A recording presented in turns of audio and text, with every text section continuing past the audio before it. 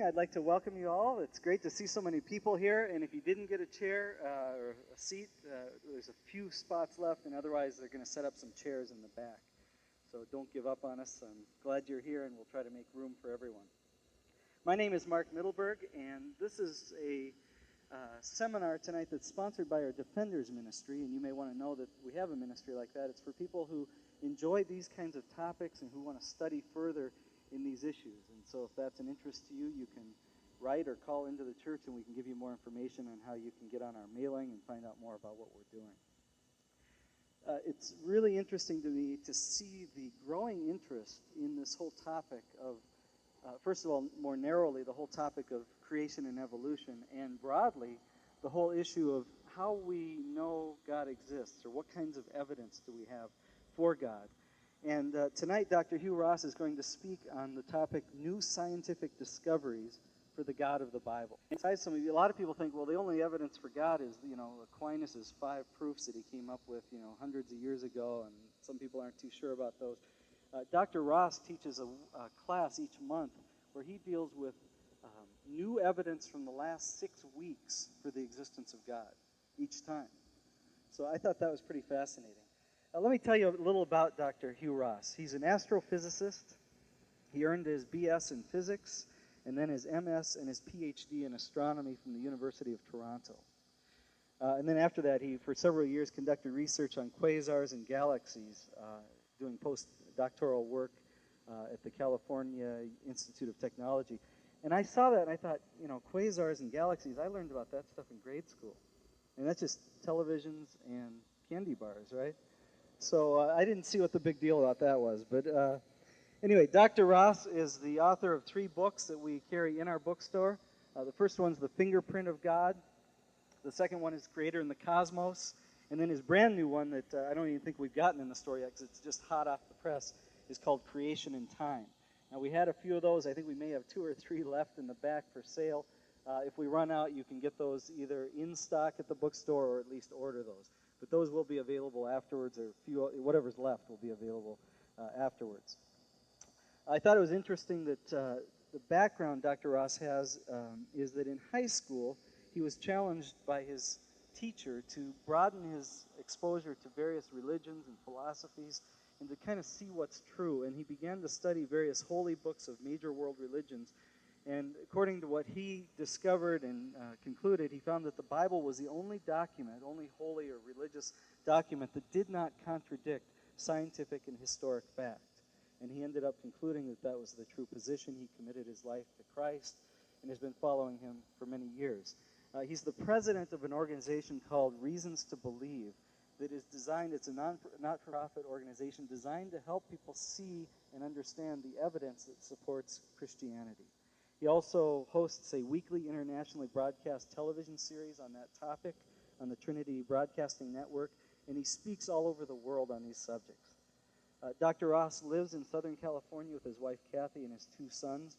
And just before he comes up, let me just say the format for tonight is that he's going to do a talk, and then I'll take this wireless mic and come around, and we'll have some time of question and answer. So if you have questions that arise throughout the talk, jot them down or try to remember those. And we'll do that, and we'll end at the very latest at 9 o'clock. Maybe earlier, but at the latest we'll end at 9. We'll try to start something new for the night, and that is do something on time here. And one more thing, a question came up about whether we're taping. We are recording, and assuming it turns out all right, we'll have that available in the bookstore in about a week. Also, 2 weeks ago or so, we had Philip Johnson here, the author of Darwin on Trial. And he spoke, and we have a tape of that is also available in the bookstore. So you may want to check that out. I think that's enough other than to say let's welcome together Dr. Hugh Ross.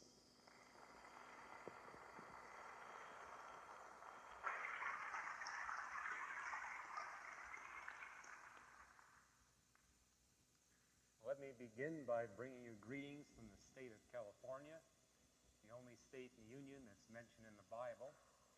Find in the Song of Solomon, chapter 6, verse 11, I went down to visit the Garden of Nuts.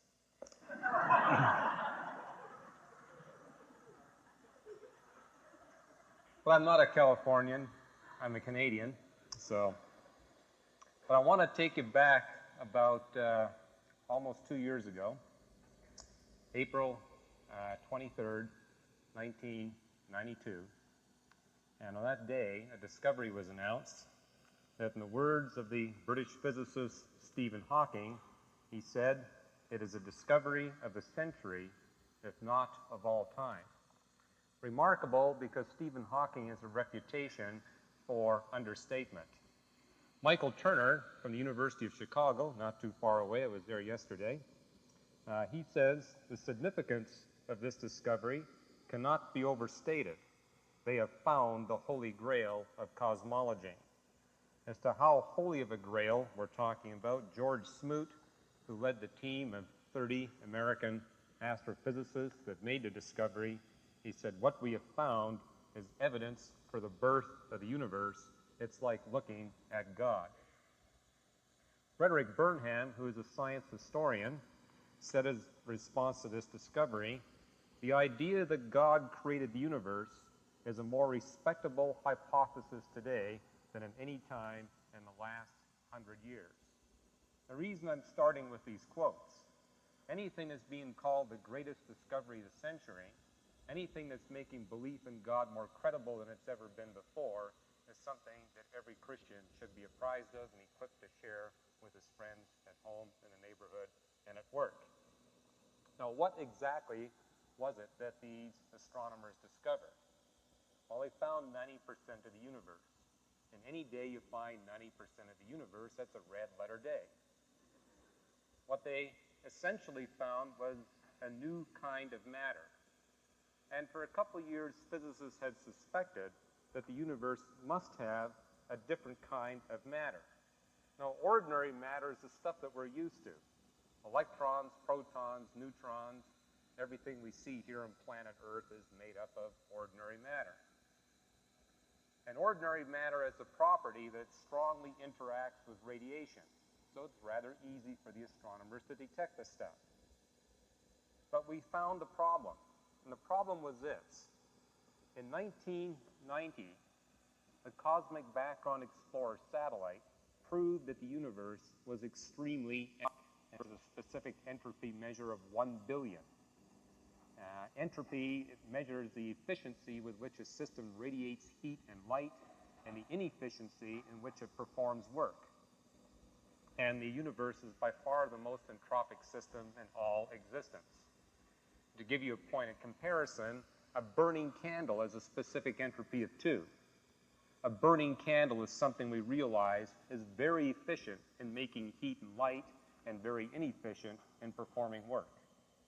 But the universe is far more entropic than that candle by many orders of magnitude. Now, that led to a problem.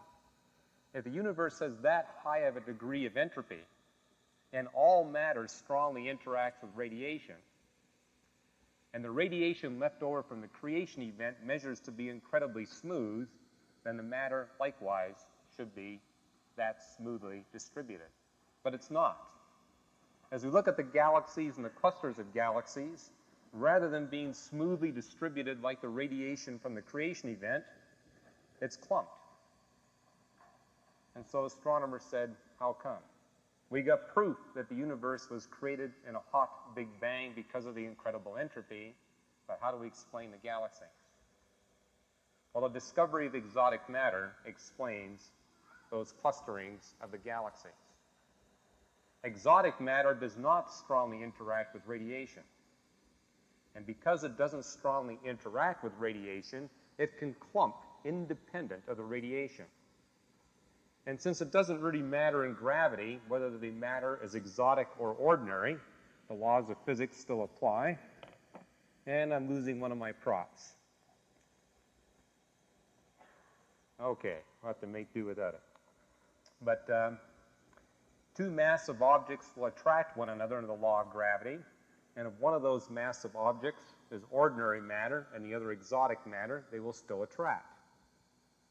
And so once the exotic matter clumps, it can draw ordinary matter to it, and hence we can have the universe we see today, where the radiation from the creation event is still very smoothly distributed, but the galaxies and clusters of galaxies are clumped. Now, April 23rd, 1992 was the first detection that astronomers made of this exotic matter. Since that time, there have been 7 other independent detections of that exotic matter. If you're interested, you can read all about it in my book, The Creator and the Cosmos. It was published a few months ago. If you don't want to pay the money, you can go off and get a free reprint from our newsletter, Facts and Faith. We distribute this free of charge to keep you up to date in the latest discoveries. But in this back issue, we describe that set of discoveries that established the existence of exotic matter and therefore led to the conclusions from the scientific community that we now have conclusive proof that the universe indeed was created, and hence that's why we're saying we're looking at the face of God. Now, 2 days after April 22nd, April 24th, I was on the radio with 3 other physicists to discuss this discovery. And a couple of the gentlemen were from George Smoot's team, but the one I was most curious about was Jeffrey Burbidge. And I had him briefly as a professor when I was at the University of Toronto, and I knew that he was an atheist, and I was wondering how Jeffrey was going to respond to the news of this discovery. Well, the first words out of his mouth was to complain that as a result of this discovery, his peers in physics and astronomy were rushing off to join the First Church of Christ of the Big Bang. What encouraged me about Jeffrey's statement was that even Jeffrey, as an atheist, recognized the equation Big Bang equals Jesus Christ. That if you prove the Big Bang, you're proving Jesus Christ. Now, I want to explain to you briefly how that follows. And I want to reveal something to you to lead to that, something that's more beautiful than anything you've probably ever seen here living in Illinois, or for that matter, California, where I grew up, British Columbia, which I think is the most beautiful place in the world. But I want to show you something that far transcends the beauty of any of the scenery we see on this planet Earth. What can possibly transcend the beauty of equations of physics? Now, for those of you that are starting to break out into a cold sweat, this will be gone in less than a minute, and I'll never show you another one again. But I thought that you might be curious to see the equation that convinced Albert Einstein that God exists, that God created the universe. This equation falls out of his theory of general relativity. Now, for those of you that have had some background in calculus, you'll recognize this term here as an expression for acceleration. What Einstein had done was to derive the equation for the acceleration of the entire universe. Now, on the other side of the equation, you see 4 physical constants. I don't really have to explain them much to you except to point out that they all have positive values. 4 well-known physical constants with positive values, and there's a minus sign in front. That immediately tells you that the entire universe experiences negative acceleration. The universe is decelerating. That was a tremendous challenge to the theology of his day, because for the past 200 years previous to Albert Einstein's theory of general relativity, academic scientific society was operating on the premise that the universe was static. And this is really what fostered the birth of Darwinian evolution. The idea that the universe was static, infinitely old, and infinitely large. Static in that it maintained the conditions essential for elements to assemble themselves into living systems. And as Immanuel Kant reasoned long before Charles Darwin came up with a theory, by the way, Immanuel Kant longed to come up with a theory of biological evolution, but he didn't have the biological data to develop it. Nevertheless, he laid the philosophical foundation that if the universe is infinitely old and infinitely large and static, maintaining that ideal chemical situation for life chemistry to proceed, then one can posit that the dice of chance is thrown an infinite number of times in an infinite variety of ways. And if you have infinite throws of the dice of chance, then any matter of complexity would be conceivable, even something as complicated as a German philosopher. But this equation challenged that very notion by saying the universe is not static. It decelerates. Now, Einstein was well aware that this pressure term for the universe, the P, is rather tiny, very tiny, compared to the mass density term. represented by this Greek letter rho. And as you can see, it's divided by a huge number, the velocity of light squared. So you've got this very, very small number divided by a huge number, which means that for all intents and purposes, we can ignore that 3p divided by c squared relative to the density, and we drop that term out, we have something much simpler to solve. Now, it's still a nonlinear differential equation, so it's not all that easy, but Einstein was able to proceed and demonstrate that according to this equation, the universe not only decelerates, it positively expands, hence the Big Bang. How so? Well, normally I demonstrate this for audiences by bringing a grenade, but they no longer let you take grenades on airplanes. It's a pity. So I only do this demonstration when I'm on TV or in Southern California. So you're just going to have to pretend that I've got a grenade here in front of me. So imagine a grenade. Now, if I were to pull the pin from the grenade, you'd be able to observe a couple of effects. Number one, the pieces of the grenade would expand outward from the pin. That's positive expansion. Those pieces of the grenade inevitably would bump into obstacles in this room. And when they would collide with those obstacles, they would slow down, deceleration. But a physicist, after the grenade had exploded, could make measurements of the positions and the velocities of the pieces of shrapnel, and through the equation velocity equals distance divided by time, he could calculate the moment that the pin was pulled on a grenade. We can do the same thing with the galaxies in the universe. We can measure their positions and their velocities and calculate the moment that the pin was pulled on the entire universe. Now, as Einstein pointed out, the significance is that the universe has a moment of pin pulling. The universe has a beginning. And through the principle of cause and effect, if the universe has a beginning, it must have a beginner, hence the existence of God. And to his dying day, Einstein held to the belief, as a result of the verification of his theory of general relativity, that God exists, God created the universe, that God's intelligent. Now, he did deny that God was personal. He died too soon. If he had lived to the late 1980s, you'd have seen direct scientific proof for the personality of the Creator. But he acknowledged, as a result of the confirmation of his equations and his theory, that God is transcendent, that God exists, he is intelligent, he is creative, he's responsible for the universe. But he didn't know the details of that transcendence. The details of that transcendence had to await a deeper solution of those equations of general relativity. They're nonlinear, which means they're hard to solve. But by 1970, 3 British astrophysicists had combined to produce this deeper solution of the equations of general relativity. Culminating this paper, The Singularities of Gravitational Collapse in Cosmology, published in 1970. I mean, you all got to go out and get this exciting reading. And it closes off with a space-time theorem of general relativity, which states that if the universe is governed by the equations of general relativity, not only are we faced with an ultimate origin for all the matter in the universe and all the energy in the universe, but we're faced with a coincident ultimate origin for even the dimensions of length, width, height, and time. As Stephen Hawking, one of the 3 authors, boasted for many years thereafter, we proved that time was created. We proved that time has a beginning.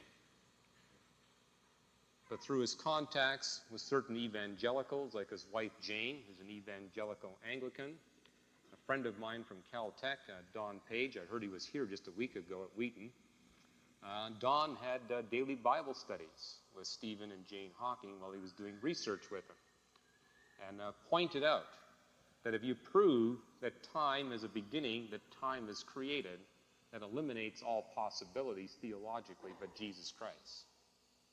Why? Because if you were to open up the holy books of the religions of the world, only one of those holy books describes God as a being that creates the universe independent of time, independent of space, matter, and energy.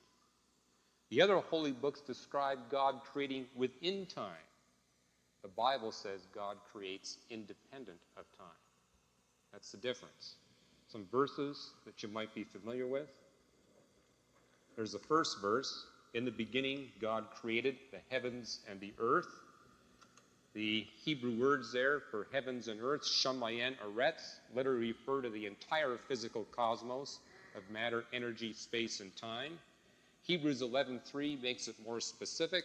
The universe that we detect was made from that which we cannot detect. Well, we can make detections within matter, energy, length, width, height, and time, but not beyond. But 8 places in the Bible it tells us that God created time. I'll give you 2 examples. 2 Timothy 1:9. The grace of God that we now experience was put into effect before the beginning of time. Titus 1:2. The hope that we have in Jesus Christ was given to us before the beginning of time. 3 things the Apostle Paul is saying in those 2 verses. Number 1, time is a beginning. Number 2, God created the time dimension of our universe.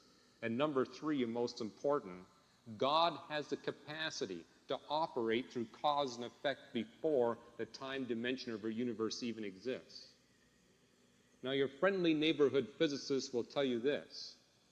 Time is defined as that dimension or realm in which cause and effect phenomena take place. What the Apostle Paul is telling us in these 2 places and 6 other portions of Scripture is that we are confined to a single dimension of time. In fact, it's worse than that. We're confined to half a line of time. Time for us is a line that goes forward only. Have you ever noticed that you cannot stop or reverse the arrow of time? No matter what you do, it just keeps going forward in one direction. Any entity confined to half a line of time must have a beginning, must be created. I could walk home tonight, that's it. The simplest, most rigorous proof for the existence of God. We are confined, the entire universe is confined to half a line of time, therefore the universe must be created, therefore we must be created. But God's not so confined. When I present this evidence to atheists, their most frequent response is one I got from both of my sons when they were 3 years of age. If God created us, who created God? My sons and the atheists are assuming that God is confined in time the same way we are. But the Bible tells us, the equations of general relativity tell us, that the entity that brought the universe into existence is not confined in time like we are or the universe is. God can move and operate in at least 2 dimensions of time. Let me demonstrate what's possible in 2 dimensions of time. In 2 dimensions of time, time becomes a plane like this sheet of paper, length and width. In a plane, you can have as many lines as you want, in as many directions as you want. It would be possible, for example, a God to dwell on a timeline running through this sheet of paper that's infinitely long, that never crosses or touches the timeline of our universe. As such, God would have no beginning, no end. He would not be created. Sound familiar? John chapter 1, Colossians chapter 1 make that claim about God. He has no beginning, no end. He is not created. The Bible is the only holy book that makes that statement about God. What I've done for you in these few minutes is to establish the doctrine of the independent transcendence of the Creator.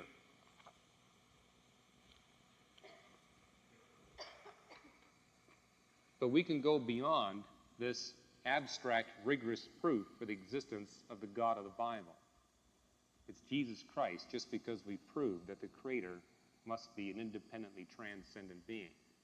But what I've discovered, even on the university campus, is that audiences much prefer a tangible proof for the existence of God to an abstract proof for the existence of God. And we have that today thanks to the efforts of astronomers in measuring the universe. This is the only generation of man that's ever lived that has witnessed the measuring of the universe. 15 years ago, not the case. We are a privileged generation. We have seen the measuring of the universe. The significance of that theologically, if you can measure the universe, you're measuring the creation. If you can measure the creation, you're measuring the Creator himself. Not all of his characteristics, of course, but many that are significant theologically.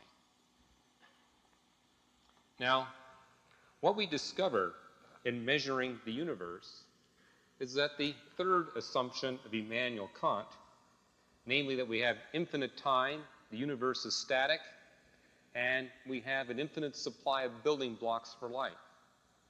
Well, we proved it wasn't static. We proved that time wasn't infinite. It's finite. It's only 10 to the 18 seconds, the age of the universe. And we also discover that we do not have an infinite supply of building blocks. In fact, we discover it takes exquisite design to get any building blocks at all. The molecules. Without molecules, life is impossible. Atoms must be able to assemble into molecules in order to gain sufficient complexity for life chemistry to proceed. That would apply to any conceivable kind of life. Now, unless the force of electromagnetism takes on a particular value, molecules won't happen. Found my prop. Okay, this is the nucleus of an atom. This is an electron orbiting about that nucleus. If the force of electromagnetism is too weak, the electron will not orbit about the nucleus. There won't be sufficient electromagnetic pull to keep that electron going about the nucleus. Now, if electrons cannot orbit about nuclei, then those electrons cannot be shared so that nuclei can come together and form molecules. No molecules, no life. But if the force of electromagnetism is too strong, the nuclei will hang on to their electrons with such strength that the electrons will not be shared with adjoining nuclei, and again, molecules will never form. Unless the force of electromagnetism is fine-tuned to a particular value, the universe will have no molecules and no life. But we have a problem, too, in getting the right atoms. This is now going to be a neutron, and this will be a proton. Protons and neutrons are held together in the nucleus of the atom by the strong nuclear force, the strongest of the four forces of physics. Now, if that force, strong nuclear force, is too strong, all the protons and neutrons in the universe will find themselves stuck to other protons and neutrons, which means we have a universe devoid of hydrogen. Hydrogen being that element composed of a bachelor proton. No hydrogen, no life chemistry. It's impossible to conceive of a life chemistry without hydrogen.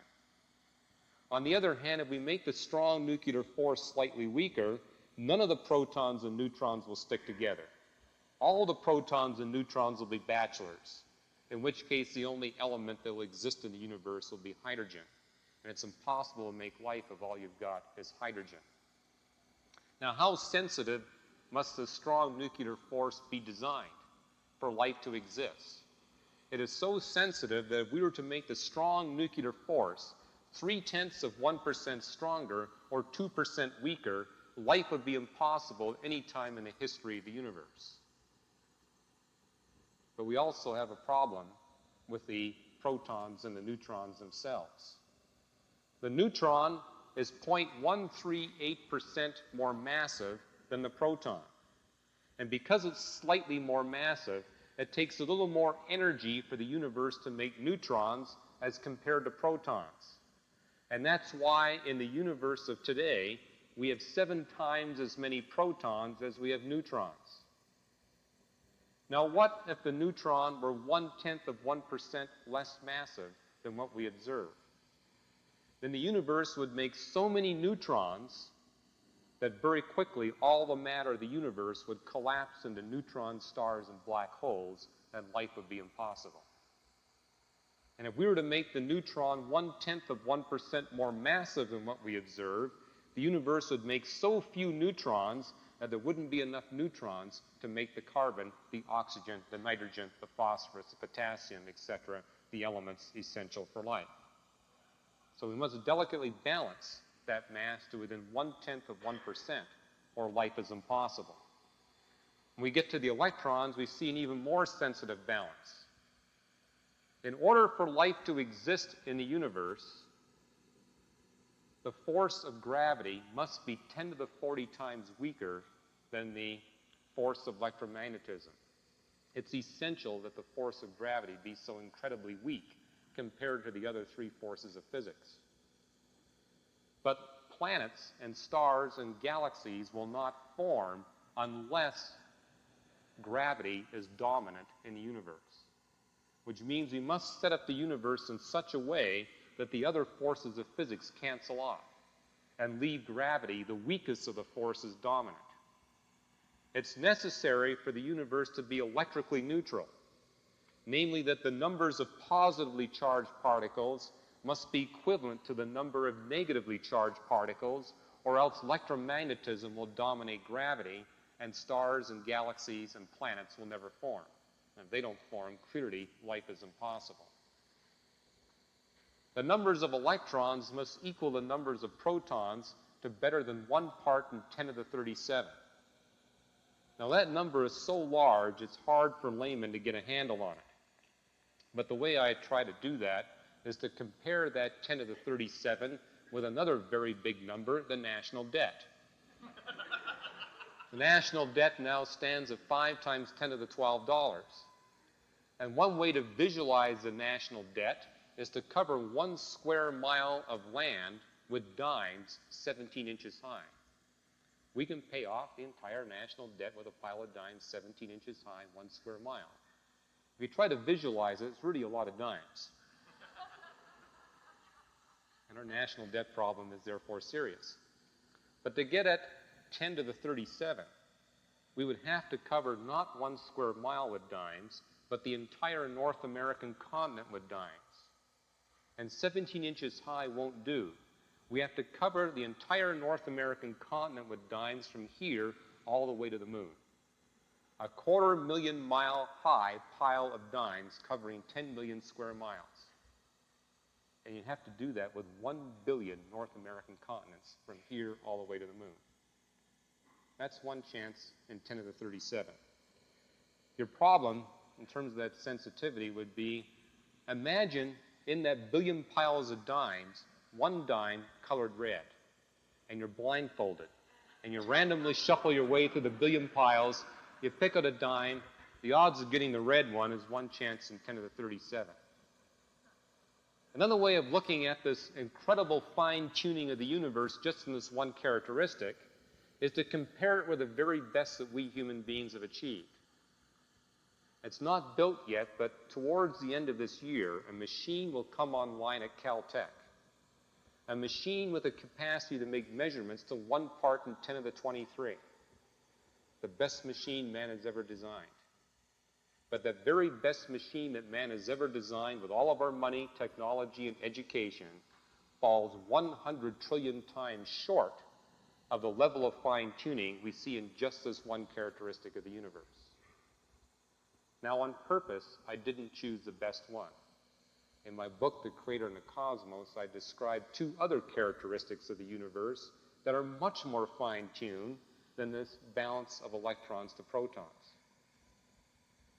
And some of these characteristics reveal more than what I've described here. I mean, if the universe is fine-tuned to 1 part in 10 to the 37, 1 part in 10 to the 40, 1 part in 10 to the 55 on 3 different characteristics, that tells us that God must be personal. He's not only transcendent, he is personal. Why? Because only a person is capable of fine-tuning to that degree that we observe. Also, that person must be orders of magnitude more intelligent and creative than we human beings. 100 trillion times more, just based on that one characteristic. More intelligent and creative than we human beings. But he's also caring and loving. Now, I was a young man questioning the holy books of the religions of the world. I knew God must exist because of the Big Bang. There's a beginning, there's got to be a beginner. But I doubted that God was personal and caring because I felt that planet Earth was just an insignificant speck of dust in the eyes of a God that created 100 billion trillion stars. What could we matter to such an awesome God? But what astronomers have discovered is that the total mass of the universe acts as a catalyst for nuclear fusion. And the more massive the universe is, the more efficiently nuclear fusion operates in the cosmos. Now, if you make the universe too massive, the mass density too great, then very quickly all the matter in the universe is converted from hydrogen into elements heavier than iron. And life is impossible because the universe is devoid of carbon, oxygen, nitrogen, etc. But if the universe has too little mass, then fusion will work so inefficiently that all the universe will ever produce is hydrogen, or hydrogen in a small amount of helium. And again, the carbon and oxygen and nitrogen you need for life would be missing. What does that tell me about the Creator? For God so loved the human race that he went to the expense of building 100 billion trillion stars and carefully shaped and crafted those 100 billion trillion stars for the entire age of the universe, so at this brief moment in time, we could all have a nice place to live.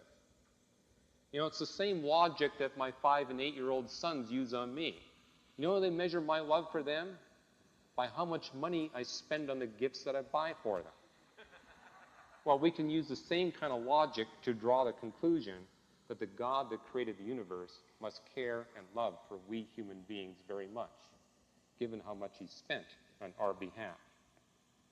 Now we can extend this argument of design from the universe to the solar system itself. Let's discover we have a heavenly body problem. It's not that easy to get the right galaxy. Life can only happen on late-born stars.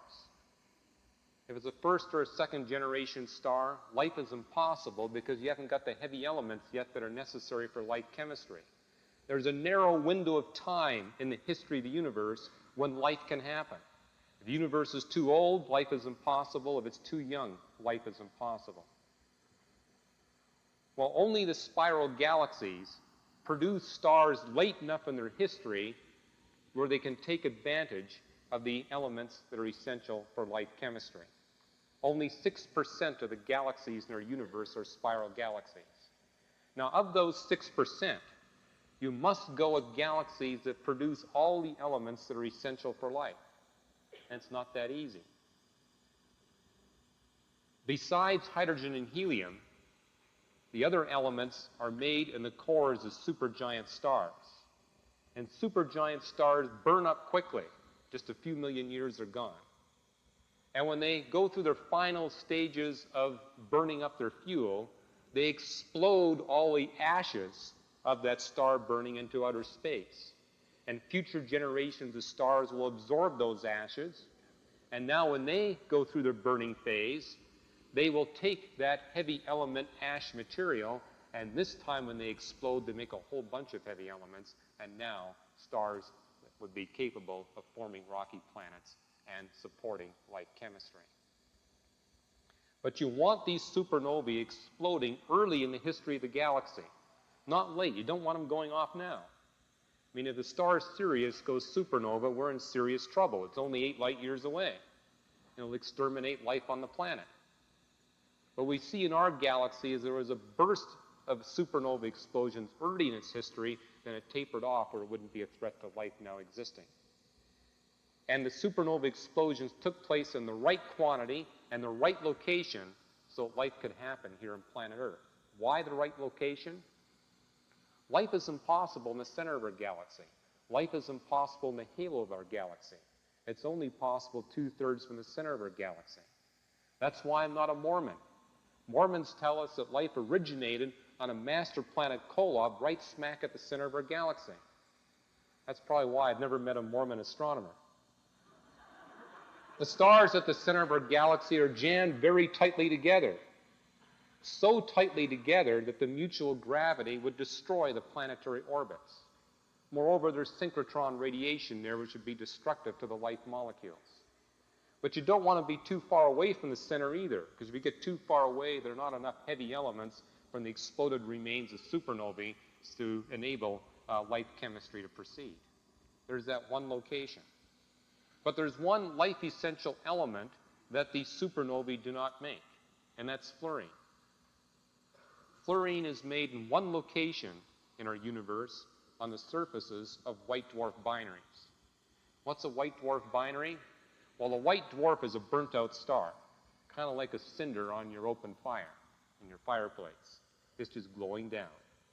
But orbiting about this white dwarf, we have a star that still hasn't exhausted its nuclear fuel, an ordinary star like our star, the sun. Now, the white dwarf has enough mass relative to the ordinary star orbiting about it, it will be capable of pulling mass off the surface of the ordinary star and dragging it down so that it falls on its surface. And when that material from the ordinary star falls on the surface of the white dwarf, it ignites some very interesting nuclear reactions that produces fluorine. But you're not there yet. What we have to do is set up a white dwarf binary with the gravitational interactions between the white dwarf and the ordinary star, such that a strong stellar wind is sent from the white dwarf, blasting that fluorine beyond the gravitational pull of both stars and putting it into outer space, where a future generation of stars can absorb it, and now we have sufficient fluorine for life chemistry. 2 American astrophysicists worked this out about a year ago, and they concluded in their paper that rare indeed is the galaxy that's got the right number of this special kind of white dwarf binary in the right location, occurring at the right time so life could exist today. The galaxy contains the universe contains 1 trillion galaxies, but ours may be the only one that has the necessary conditions for life to exist. Now, you have to have the right star. You cannot go with a star any bigger than our star, the sun.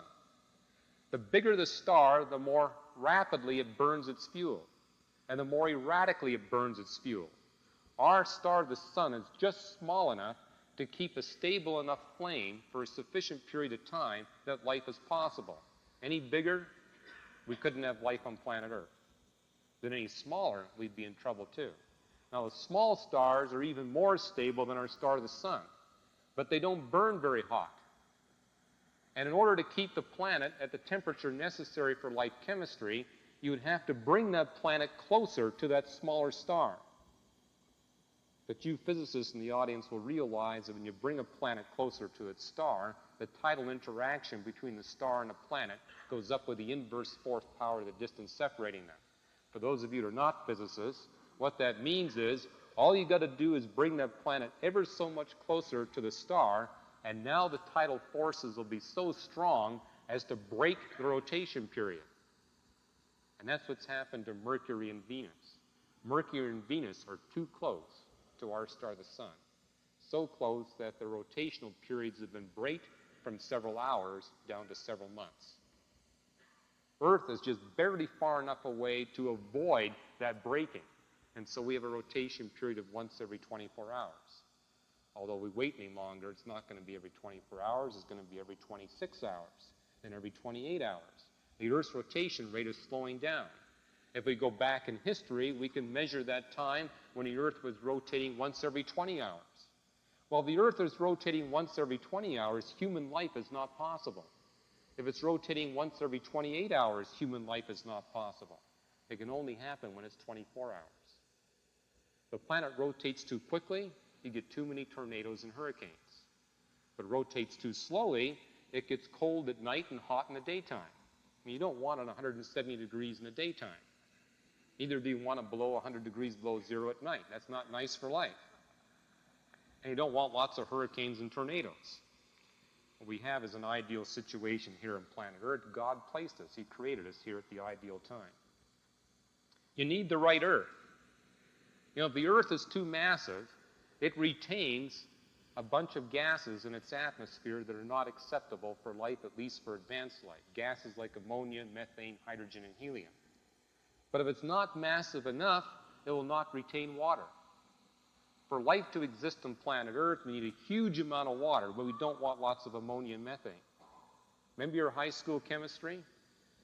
Methane, molecular weight 16, ammonia, molecular weight 17, water, molecular weight 18. God so designed planet Earth that we keep lots of 18, but we don't keep any of the 16 or the 17. An incredible fine-tuning of the physical characteristics of Earth is necessary for that. You even have to have the right Jupiter. We wrote about this in our Facts and Faith newsletter just a few issues back. This was also discovered by some American astrophysicists just this past year. That unless you have a very massive planet like Jupiter, 5 times more distant from the planet that has life, life will not exist on that planet. Why? It takes that supermassive Jupiter, located where it is, to act as a shield guarding the Earth from comet collisions. You don't want a comet colliding every week. Thanks to Jupiter, that doesn't happen. But what these astrophysicists discovered in their models of planetary formation, very rare indeed, is a star system that makes a planet as big, as massive as Jupiter in the right location to act as such a shield. And you even need the right moon. The Earth-Moon system, we have a small planet being orbited by a huge single moon. And that huge single moon has the effect of stabilizing the rotation period of, or the rotation axis of planet Earth at 23.5 degrees. That's the ideal tilt for life on planet Earth. The planet Mars, for example, its axis moves through a tilt from 0 degrees to 60 degrees and flips back and forth. If that were to happen on planet Earth, life would be impossible, but thanks to the moon, it's held at that stable 23.5 degrees. In the case of the solar system, just like with the universe, we can attach numbers to these. Now, in this case, I've chosen to be extremely conservative in my estimates. I would feel justified in sticking a few zeros between the decimal point and the 1. I would feel justified in making this 20%, 10%, for example, and on down the line. But I've got so many characteristics here, and oh yes, for the Californians, I let them know that you have to have the right number of earthquakes. Not too many, not too few, or life is not possible. I share that with my wife. She doesn't like earthquakes, but I tell her when you feel a good jolt, that's the time to thank God for His perfect providence. But the bottom line to all this is that the probability, and this is a little out of date, I made these overheads a year ago, we now have 41 characteristics of the solar system that must be fine-tuned for life to exist. But even if the universe contains as many planets as it does stars, which in my opinion is a gross overestimate, that still leaves you with less than 1 chance in a billion trillion that you'd find even one planet in the entire universe with a capacity for supporting life. That tells us a couple of things. Number one, it tells us that we're wasting valuable taxpayer money to look for intelligent life elsewhere in the universe. Worse than that, we're wasting valuable telescope time. In the words of William Proxmire, we'd be far wiser looking for intelligent life in Washington than looking for it in outer space.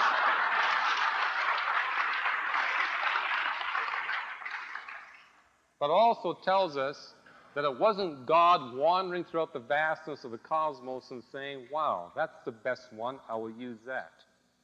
No, with odds this remote, we must realize that God must have specially designed and crafted by miraculous means planet Earth so it support life, so it support human beings.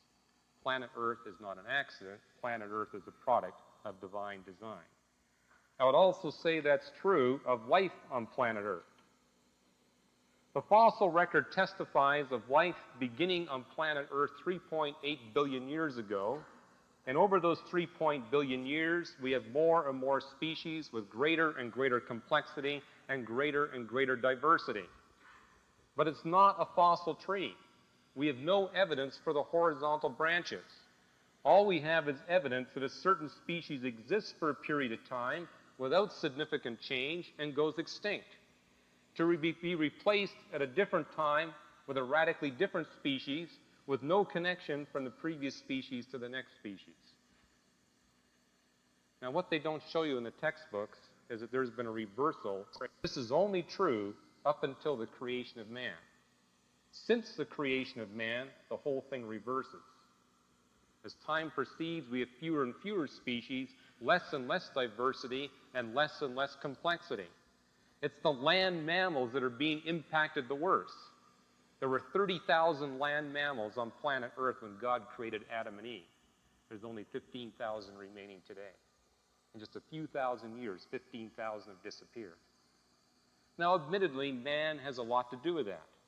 But as Paul and Ann Ehrlich pointed out in their book on extinctions, even if we were to get rid of every vestige of humanity and civilization on planet Earth, we would still have one species minimum going extinct every year. How many species do we see appearing? Paul and Ann Ehrlich say we have yet to document the appearance of a single animal species in the world of nature, and the vast majority of animal species, we cannot even detect any genetic movement. It's a virtual zero. The Bible offers us the perfect explanation. For 6 days, God created. On the 7th day, he rested. For 6 days, he replaced the species that were going extinct with more and different, more complex, and more diverse species. For 6 days, he created through special fiat miraculous means. The evidence we see here in the fossil record. But the Bible tells us that when he created Eve, he ceased from his work of creating new species of life. God is at rest. We're in the 7th day of God's rest. 7th day of his creation work, where he has rested from his work of creating. So all we see today are the natural processes. And the natural processes tell us the planet is heading to a rapid death. But Revelation 21 tells us that the very instant that God conquers the problem of evil in man, he will create again. There's an 8th day of creation coming. And by the way, it's exciting to think about the fact that God might have many weeks of creation planned for the future. We're simply through the 1st week. Can you imagine what's going to happen in the 2nd week, the 3rd week, the 4th week, etc.? And exciting news that we can be part of that work with him. Now, when I discuss this whole issue of creation evolution, what everybody wants to talk about is what we know the least about, namely the origin of man. And you know the story.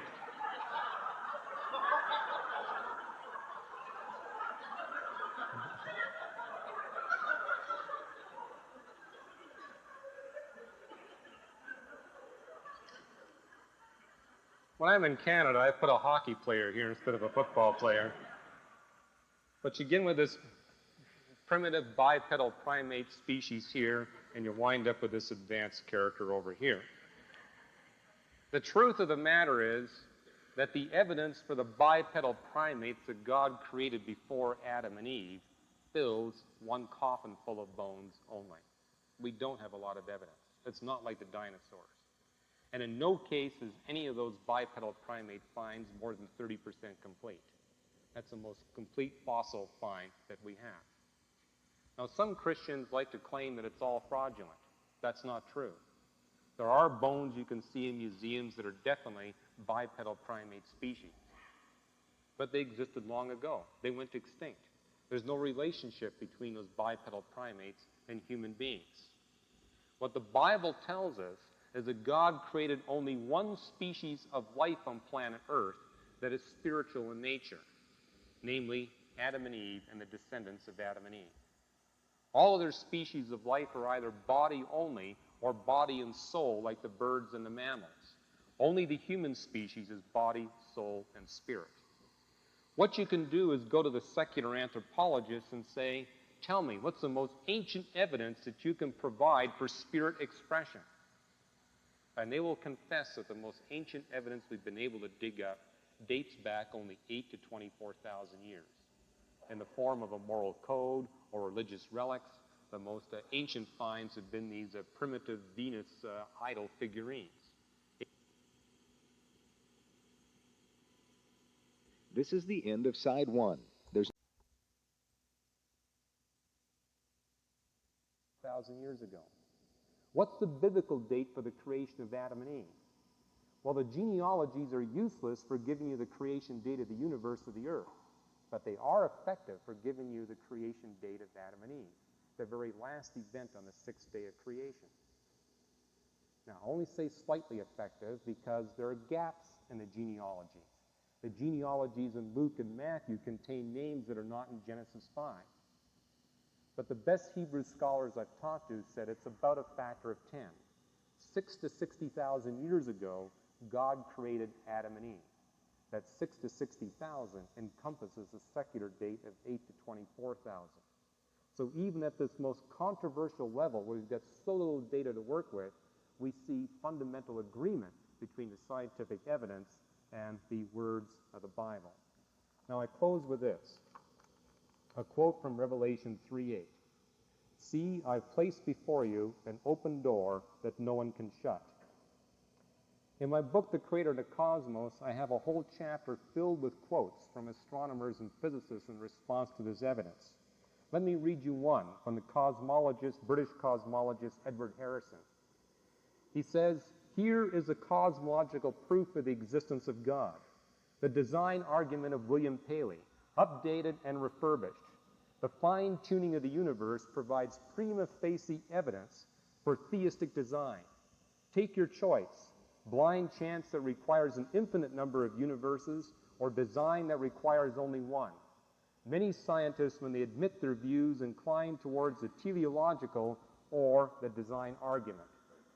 And for good reason. Because the appeal to an infinite number of universes, where ours by pure chance out of that infinite number takes on the conditions essential for life, is committing the gambler's fallacy. You're assuming the benefit of an infinite sample size when you can only provide evidence for one. Let me give you an example. If I were to flip a coin, let me see if I got one here. No, I gave it to the valet parking guy. But if I were to flip a coin 10,000 times, and if it were to come up heads 10,000 times in a row, you could say the coin has been fixed, has been purposed to come up heads. That's the rational bet. That because of those 10,000 consecutive heads, I would conclude that there's purpose behind that coin coming up heads. But the irrational bettor would say, conceivably, 2 to the 10,000 coins could exist out there. And if those 2 to the 10,000 coins are like my coin, but all getting different results than the one I see here, then this coin could be fair. It's a gambler's fallacy because you've got no proof of the existence of those other coins. You've got no proof that they take on similar characteristics of the coin that you're flipping, and you've got no evidence that those coins are producing different results. The equations of general relativity guarantee that we'll never discover another universe. God may have made 2, but we'll never know about it, because the equations of general relativity tell us that the space-time manifold of universe A will never overlap the space-time manifold of universe B, which means we'll be forever ignorant about the possibility of other universes. The sample size will always be 1. Therefore, the appeal to infinite chances rather than to the God of the Bible is the gambler's fallacy. Thank you.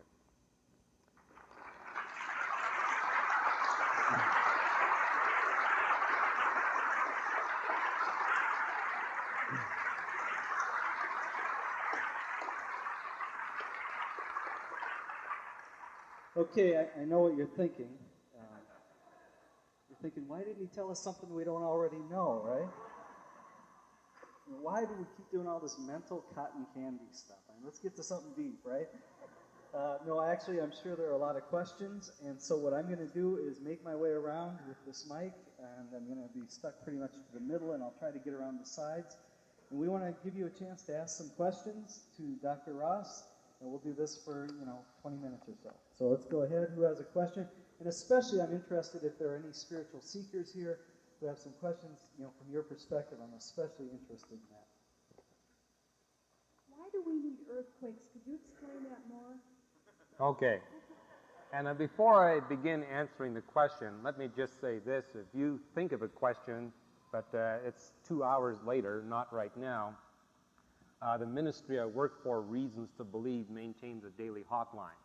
And you're welcome to call 2 hours a day to ask your questions. You're also welcome to write, and we'll respond to your questions in writing. So that service is available free of charge to anyone who would like to take advantage of it. In response to your question, why do we need earthquakes? Well, without earthquakes, without plate tectonic activity, nutrients that are essential for life on the land continents would erode off those continents and accumulate in the oceans. So after a while, life would be impossible on the continents. You could still have life in the oceans, but you wouldn't be able to have it on the continents. But thanks to earthquake activity, that stuff in the oceans gets recycled into new continents. And what we see here on planet Earth is we have precisely the right number and intensity of earthquakes to maintain that recycling, but not to such a degree that it's possible for us to live in cities. And if it's any comfort to you, the risk of earthquake damage here in Chicago is greater than it is in Los Angeles. That's only because we got stiffer building codes. Okay. Here's another question. How do you account for the difference in time as described in Genesis for creation, the week, versus the vast span of time you're describing since the Big Bang? Okay? You need to get a copy of this book, Creation in Time, that was just released a few days ago. That we just sold out of. You just sold out of. Well, you can contact us and we'll be happy to ship you one. But in that book, I point out that the idea that the days of creation in Genesis 1 are 6 consecutive 24-hour periods arose from the King James translation, not from church history or tradition. If you read the early fathers of the church, the vast majority of them adopted the view that these days of creation were long time periods, not 24-hour periods. Now, why King James? Well, the English language is the biggest vocabulary language that man has ever invented. We have 4 million nouns in the English language. The Hebrew language, by contrast, is one of the most noun-poor languages that man has ever invented. And so the English reader has a hard time appreciating that in the Hebrew Old Testament, there are very few words to describe periods of time. That Hebrew word for day, yom, can also mean 12 hours, 24 hours, or a long time period. So you have to examine the context to see which of the 3 definitions you use. Incidentally, you run into the same problem with the word heaven. The Hebrew word heaven's got 3 different definitions. And that's mentioned in Genesis 1, and you have to examine the context to see which heaven is used in which place. That's why Paul referred to the 3rd heaven, so you'd know which heaven he was talking about. But I didn't know Hebrew when I first read the Bible. But immediately I recognized that it must be talking about a longer period of time, simply because there is no evening and morning for the 7th day. Notice that the first 6 days are closed off with an evening and a morning. The 7th day is not closed off with an evening and a morning. And there's a good reason for that. When you read on into the Bible, Psalm 95 and Hebrews 4, you discover that God's 7th day of rest is still proceeding through the present and on into the future. Live your lives so that you will enter God's 7th day of rest. So we're still in the 7th day. And if the 7th day is a long time period, then the first 6 days likewise must be long time periods. And I also saw as a 17-year-old that the fact that we're in the 7th day answers the enigma of the fossil record. Why we see it in the past, but we don't see it today. But in the book Creation in Time, I give you 21 biblical arguments for why the days must be long and not 24 hours. And it's helpful to realize that there is no Hebrew word to describe a long period of time. Your only option is to use the word yom. Likewise, the words evening and morning can mean beginning and ending. But if you want the details, they're covered here. And what this does is it opens up an opportunity. Because there are many non-Christians out there that are convinced that Christianity has no credibility because it speaks of the universe being a mirage. I mean, if the universe is only thousands of years old, then it would clearly have to be an illusion because the astronomers measure it to be a tremendous size, and that tremendous size speaks of the billions of years. And so they say if the Bible has no credibility with respect to astronomy and physics, why should I trust it for anything else? Well, one of the reasons I wrote this book was so that non-Christians would realize that the Bible is not speaking of thousands of years, it's speaking of billions of years. And speaking of billions of years, we realize there's no basis for claiming that the Bible is filled with scientific errors. Rather, what we see in Genesis 1 is a testimony to scientific perfection. And when I came at this as a 17-year-old and compared the Bible with the other holy books, that only the Bible gets a perfect score on the creation account. It gives 3 initial conditions and 11 creation events, describes all 14 perfectly, and puts them in the correct chronological sequence. The best I found outside of the Bible was the Enuma Elish of the Babylonians, which scores 2 to 13 right, and the only reason it got such a high score is the Babylonians weren't too far culturally from the descendants of Abraham. So they probably heard a little bit about their story from them. Okay. I'm in the back here, and a woman has a question. Do you differ with the scientists at the Institute for Creation Research? Yes, I differ Can with them you- on the age of the universe. Anything else that you differ with them? Well, I would agree with them on the recency of the creation of man. So we would both hold that we are all descended from Adam and Eve, and that God created Adam and Eve only thousands of years ago. But where we would disagree would be on the age of the earth and the age of the universe. But one of the things I'd like to fire out right here is that it really doesn't matter. I believe that the universe is 17 billion years old. They believe that the universe is less than 10,000 years old. We only differ by a factor of 1 million. That's only 6 zeros. I say that because I brought another book with me here, and this one's written by an agnostic, Hubert Yockey, who founded the field of information theory as it applies to molecular biology.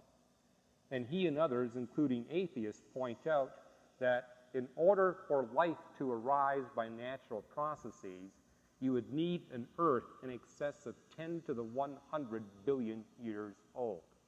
That's 100 billion zeros after the 1. It would fill 25,000 Bibles with zeros to write that number out longhand. So the fact that I differ with the Institute of Creation Research by only 6 zeros has no bearing on the creation-evolution debate. None at all. Neither does it have any bearing on salvation. When God created doctrinally is insignificant. It makes no difference. I simply say that because, in my opinion, there's been far too much emotion invested in what I consider to be a trivial issue in terms of creation, evolution, and basic Bible doctrine. And if we can get away from the emotion, I think we can resolve it. Okay, right here. Yes, how do you respond to the theory that this Big Bang that you're studying now is merely one of a series of Big Bangs, that the matter of the universe is constantly exploding, accelerating, decelerating, concentrating, and re-exploding? Okay, I whizzed right past that in my talk because I didn't think anybody would pick up on it, but you did. And if the universe has sufficient mass, then its expansion will stop. Two massive objects will tend to attract one another, so the universe contains enough galaxies and quasars and other material. The mutual mass attraction will eventually take the steam out of the expansion of the universe and then could force the universe into a subsequent period of collapse. Now, there have been those of a Hindu persuasion, because the Hindus thought of this first 3,000 years ago, that when the universe collapses, it will go through a bounce and rebound into a second stage of expansion, collapse, ad infinitum. And now we're back to infinite time. If there's an infinite number of bounces of the universe, you could postulate that this just happens to be that lucky bounce of the cosmos in which the conditions were just right for the formation of life. But the truth of the matter is, it's physically impossible for the universe to bounce. In 1983, Alan Guth and Mark Scherr published a paper in the British journal Nature titled The Impossibility of a Bouncing Universe. Now, the reason it's impossible for the universe to bounce is because of its enormous entropy.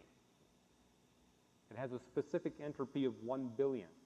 That translates into a mechanical efficiency for the universe of 1/100 millionth of a percent. Let me show you what that means in terms of a bounce. I've got a ball here in front of me that I'm going to let fall towards a carpeted floor. We're going to measure its mechanical efficiency by how far it bounces off the floor compared to the height from which I drop it. Oh, not bad. It was about 30% efficient. The universe has a mechanical efficiency of 1/100 millionth of a percent. Engineers in the audience will tell you that any time an engine falls below a 1% mechanical efficiency, it will not oscillate. The universe falls 8 orders of magnitude short from that limit. Therefore, it's impossible. Now, this impossibility has not only been demonstrated in the classical physical sense, it's also been demonstrated under the conditions of quantum mechanics. So even we're talking about a bounce in that period of time in which the universe is compressed smaller than a quantum entity, there too, it's impossible. Given that it's impossible, that's not a concern. The universe could collapse, but we're still talking one creation event only one beginning only. And therefore, we pulled the rug under from Hinduism, Buddhism, and New Age philosophies. Why? All those religions preach that the universe reincarnates. So the fact that astrophysicists have demonstrated the impossibility of reincarnation scientifically demonstrates the fallibility of Hinduism, Buddhism, and New Age philosophy. Okay, right here. I'm still savoring the fact that since this is the seventh day, that every day is Sunday and I'm living in a day of rest. Dr. Ross, I don't know if, I ask this somewhat naively because I don't know much about astrology, but what relevance does your work have to do with astrology and the planets, etc.? Or does it? And have you done any study in that? Okay, are you trying to contrast astrology with astronomy? No, I mean astrology, since astrology is very related to the planets and their placements and all that. The effect of the obstetrician is 6 times greater than the effect of all the planets, the sun, and the moon combined. So on that basis, there is no scientific credibility to the claims of astrology. And I've written a little paper called Astrology, Science, or What, in which I document very carefully these scientific incredible claims of astrology. Now, I'm not saying that astrology has no validity. It has no physical validity. It may have some spiritual validity, but it's easy to prove that its spiritual validity is dangerous and coming from the adversary of God rather than from God himself. But if you want to get it, it's a free handout that we make available to people who have questions on astrology. It's my understanding that quantum mechanics and quantum theory is the latest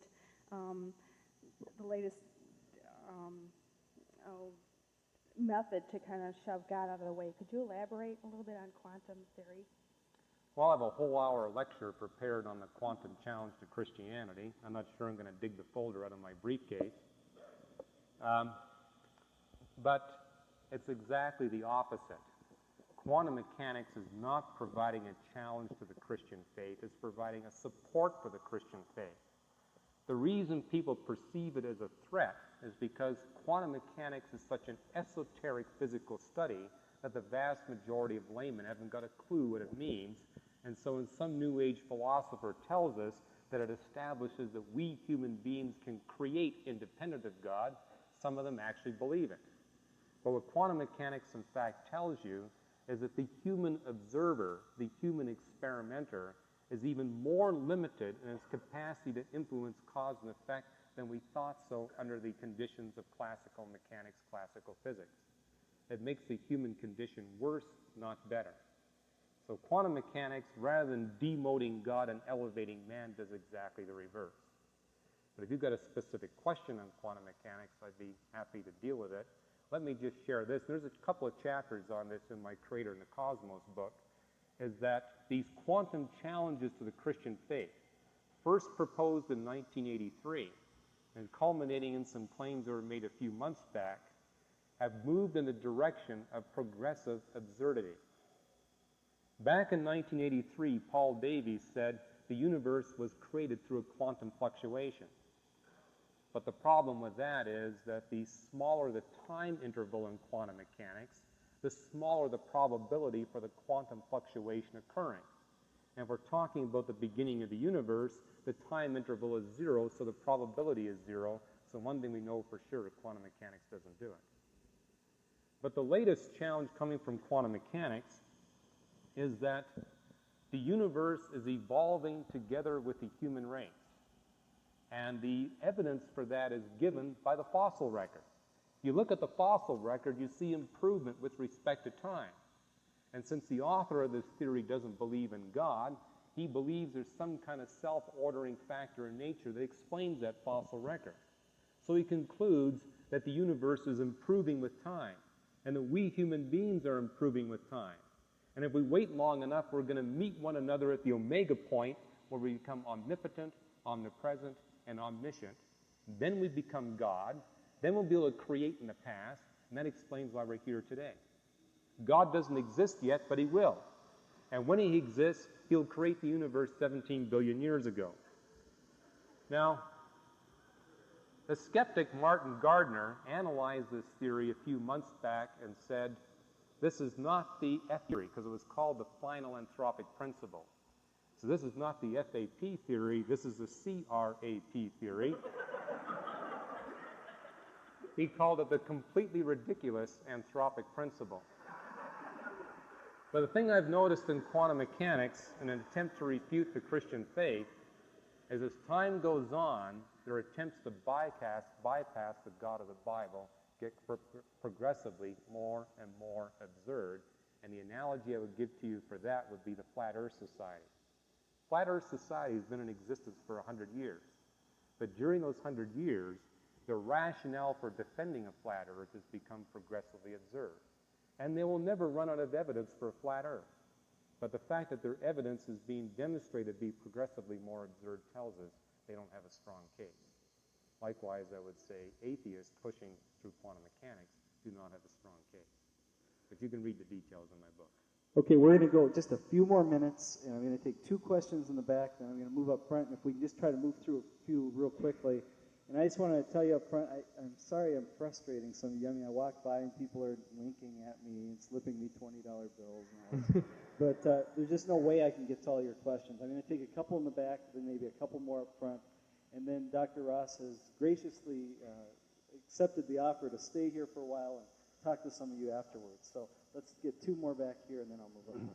Could you tell us what your thoughts are on Eric Lerner's book, The Big Bang Never Happened? Okay, Eric Lerner's book, The Big Bang Never Happened. I have a few pages on it in both my books. But the book is passé now because he was assuming that there would be no resolution to the problem of the clumping of the galaxies and the smoothness of the radiation from the creation event. And that was his basis for saying the Big Bang model's in trouble. Well, with the discovery of exotic matter, we have dealt with that puzzle. It's taken care of.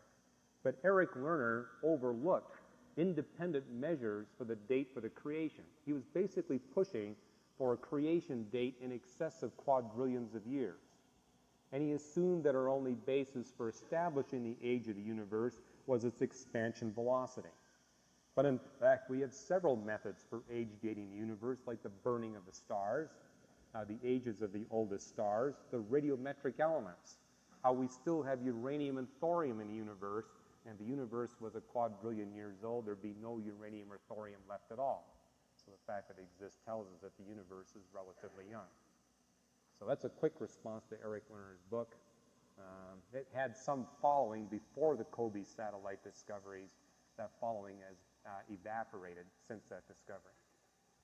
Dr. Ross, my question is about the order of creation described in Genesis. Genesis seems to teach a geocentric view of the universe in that the earth is created and then the lights are created, the lesser lights and the greater light, the sun. Could you talk to that?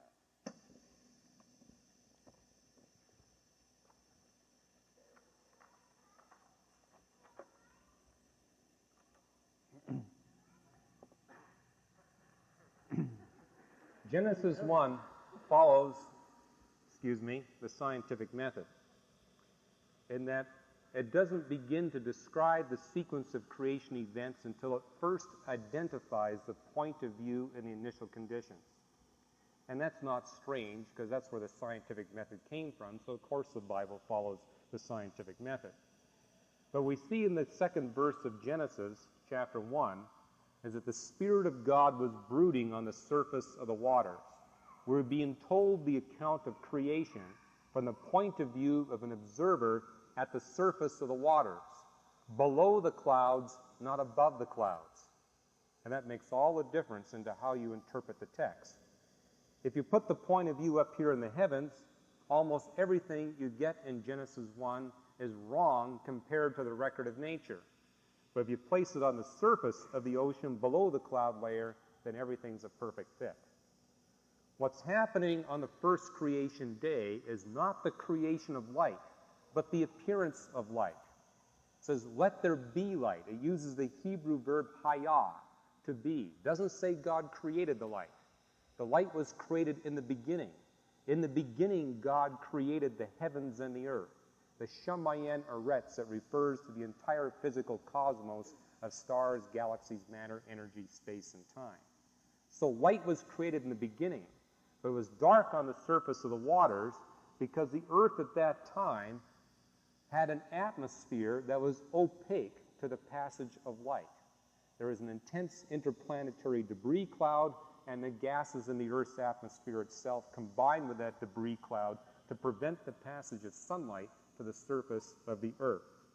What happens on the fourth creation day, again you see the verb haya, let there be the sun, moon, and stars.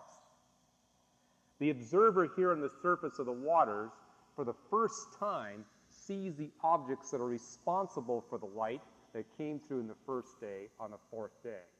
Not until the fourth creation day did the Earth's atmosphere become transparent. So before the first day it was opaque. From the first day to the fourth day it was translucent, permanently overcast. On the fourth day the clouds broke, and now the observer could see the objects responsible for the light. The problem is the 16th verse, where it says, so God made the sun, moon, and stars, and the verb for made is asa, which means to manufacture or fabricate. What the English reader doesn't often pick up on is that in the Hebrew language, they don't have verb tenses. They have these strange verb forms, which basically mean that the action is complete or the action is not yet complete. In the 16th verse there, the verb asa is in the completed form, meaning that the action was completed sometime in the past.